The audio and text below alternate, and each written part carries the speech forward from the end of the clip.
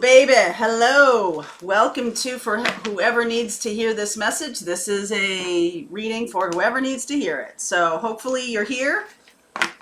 Hopefully if you were called to this reading by the title, that's definitely your intuition whispering to you. That's one thing you should understand about your own intuition, because on this channel, that's my job, is to like work with your intuition, right? So you should understand that your intuition whispers. It doesn't scream, it doesn't yell, it's not shrill, it whispers. So that's why, you know, me and every other teacher pretty much on the YouTubes, on the internets, talks about getting quiet, talks about meditation. I spend a couple hours in the morning with, you know, just coming out of sleep slowly. I used to just give myself just enough time, right, to get to what I needed to do. And it always resulted in a lot of scattered energy for me. And so now my new routine has to do with a slow pulling into the energy of the day, mostly because that energy between sleep and waking for me is where spirit speaks most. And I'm only experiencing it that way. Spirit speaks all the time, but when your brain is engaged, when you're engaged in the day, sometimes it is it's just more difficult to hear your own guidance. So getting quiet is important. Being mindful, being present in the moment is a really good way, even in the middle of the day, as you're working through your day. Just give yourself, perform an experiment. Okay? So perform an experiment. Tomorrow, or today, whenever you're seeing this, do a little mindfulness day.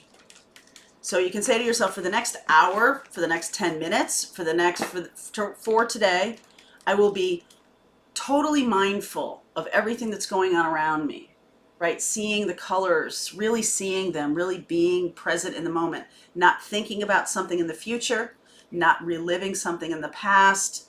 To-do lists are all about future, right? And, you know, we need them and everything like that. But once you put it down on paper, because your brain is a processor, it's not a container. It's not meant to hold stuff. So it's good to get things out. That's why I talk about journaling, even though Colleen makes fun of me, to get it out of your brain and onto paper. Even if you never read it again, it's the thing. It's like the clearing. It's the thing. It's the clearing that is important, okay? Getting it out of your brain, that does decrease your anxiety about, oh, I hope I don't forget that, or something like that. So just try for a day, or 10 minutes even, or an hour, to be 100% present in the moment. I try to do that with the readings, and because we're all on different timelines, even though I'm in the present moment, I'm reading the present energy. For some people, it's their future. For some people, it's their present. For some people, it happened in the past. So you can see how time is working on these readings. It's very interesting to me as we approach the 3-year anniversary of Soulful Revolution. If you haven't subscribed yet, please do. We are this close to 200,000 subscribers. Many, many, many, many thank yous. Gratitude to all y'all. So stay present in the moment here. All right, for whoever needs this message, go the distance. Marathon, not a sprint. Between two worlds. Now this, whenever this card comes up, I always feel like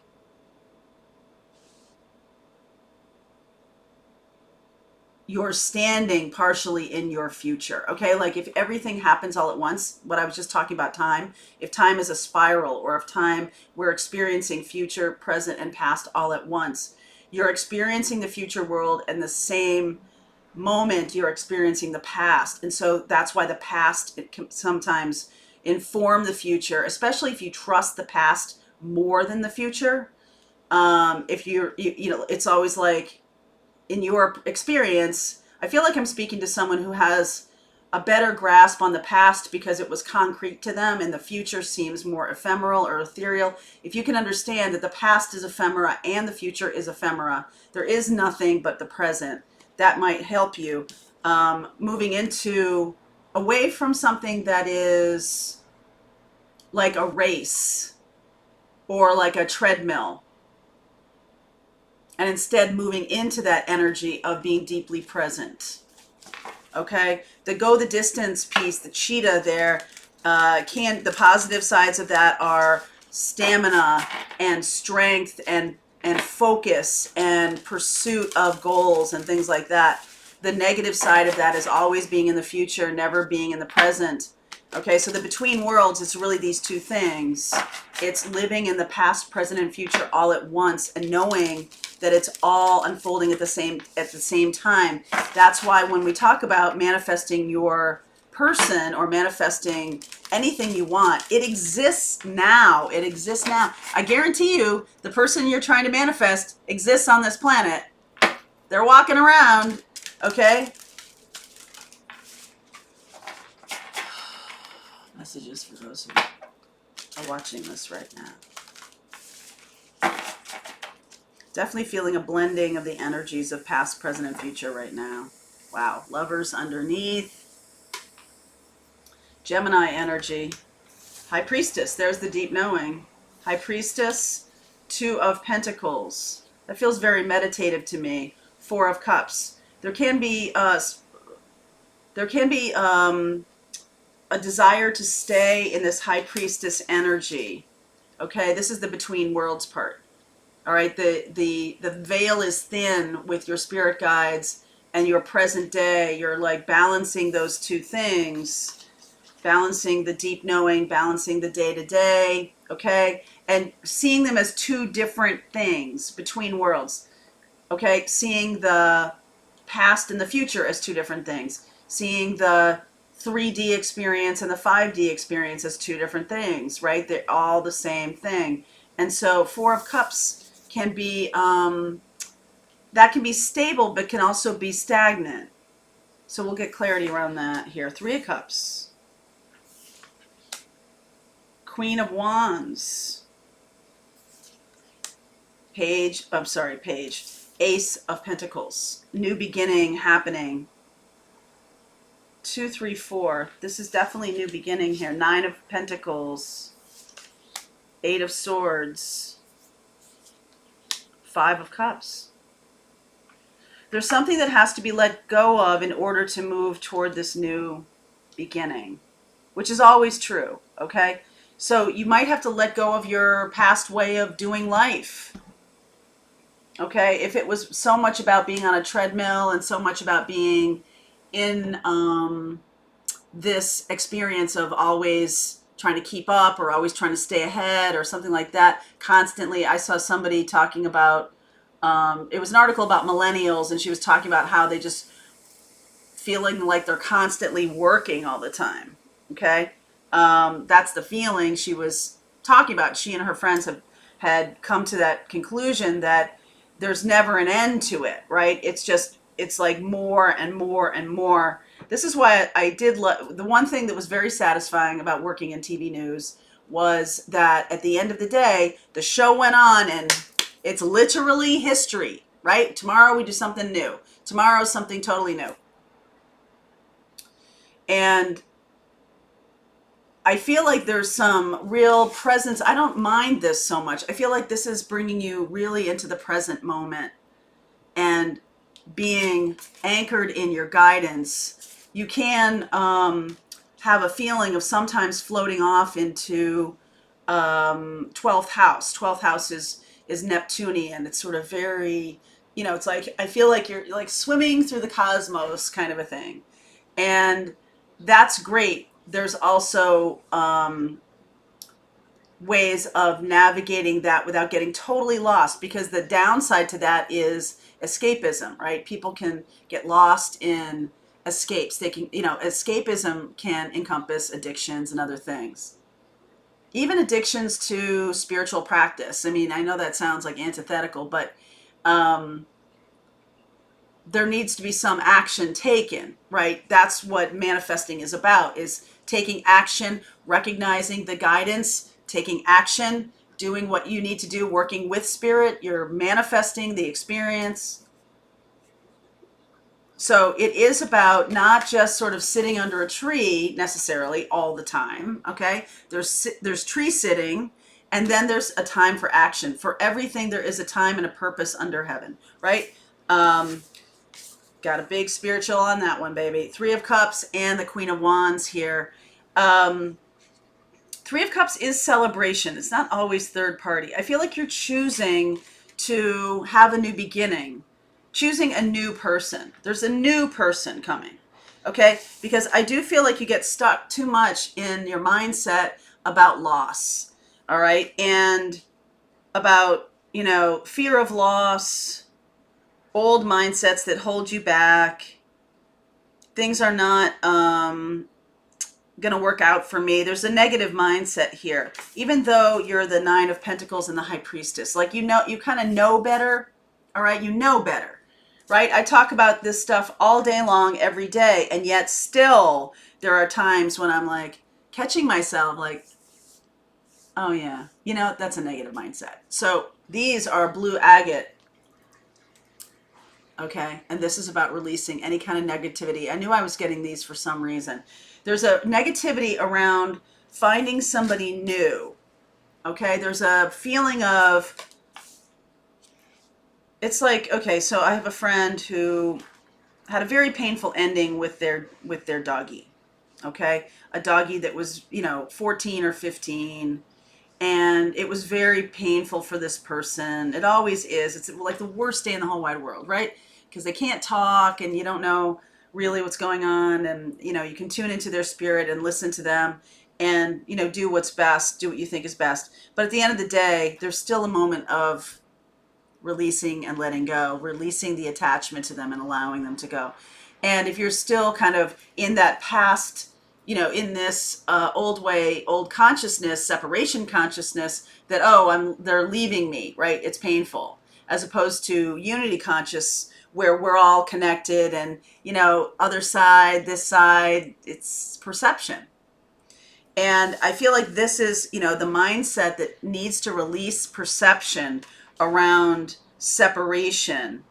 And then that person also refuses to get another dog because I don't want to have that same experience. I think I've said this story before. And it's almost like, okay, yeah, but you're really, because you're you're just focused on the separation part, not the unity part too much. And I think that can be a lot of reasons why people resist love coming into their life, because they're too focused on oh, that hurt too much. I don't want to do that again. I don't want to have the pain of separation again. I don't want to deal with my twin flame because of the separation, the painfulness. I've come to a place where I'm, just kind of spiritually sated, spiritually grounded, doing my practice. I'm the High Priestess, right? Doing that. Instead of allowing, it's almost like there's feminine energy there, but like masculine and feminine energy needing to be more balanced. So the masculine energy of taking action, the feminine energy of allowing, right? That's what it requires. So I feel like you're between these two worlds of, well, should I sit in my spiritual practice and be mindful and sort of be at peace with the current situation? Do I want to manifest more abundance? Do I want to manifest another person? I feel like you might be kind of happy with the way things are right now, but also know that the river of life flows, okay? The river of life flows. And I also feel like some of you might be resisting a partner coming in because of past pain or because of a belief system that there's going to be loss eventually, or there's going to be sadness around if I choose to go with somebody new, if I choose to bring in someone new. Like, for example, if you've been very focused on someone who is in your life and they drop in and out of your life and they're not conscious, they're just kind of, they're not in awakened consciousness. And you're like, I really want to move forward with my life. but this person is my deep soulmate or my twin flame or something like that, and you're holding yourself back. I feel like the universe is saying, and I think I said this the other day too, that might not be the purpose of that relationship. And so you're needing to move forward in your life. You have other destiny and fated moments and people to meet and other things on your plate, on your planet, on your plate, on deck for you on this experience. Other things that you have said you made an agreement before you came into this life to do. I feel like you could meet up with a friend, someone who is, friendship is the base, friendship, and then there's passion, and then it becomes tangible, okay? I feel like there can be somebody who inspires you. Aries, Leo, Sag, I'm seeing, and Gemini. Somebody who really inspires you to do the spiritual work, to be your best self, but also to allow in new experiences. In other words, your spiritual practice and there's a moment, there's a time and a purpose for everything, like I said. And I feel like some of you, the message might be here to stop hermiting so much. And I know we're in COVID, and so that's kind of like the energy of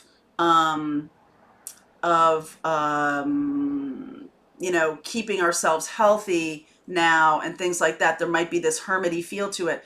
But I also feel like there's ways to navigate the new world, the new experience, and still focus on health and things like that. You don't have to completely live in this hermity experience, because I feel like some of you are really getting used to that and enjoying that, and that's all awesome. I'm right there with you, and I love it too. But I think that there's the universe is trying to bring in a new experience, a new person for you.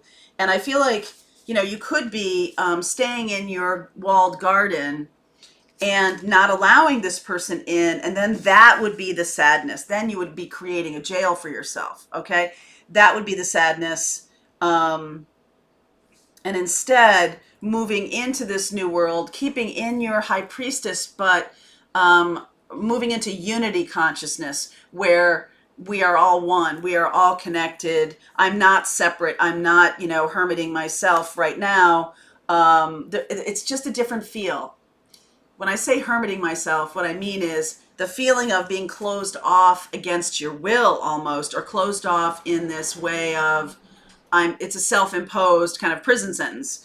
It's like, and, there's a reason, like there's some gorgeous introverts out there, and that is the beautiful energy of being at one with self and all of that. The extroverts out there, myself among them, I kind of call myself like a closet introvert because I really do love the space I've created, and I love my work, and I spend a lot of time, in this whole kind of waking meditation kind of thing, in channeling. And so to allow another person into your life, you need to make space for that. So what is needing to be released, what attachment is needing to be released, what belief system is needing to be released, and also how can you create a connection with someone in this new experience that we're having.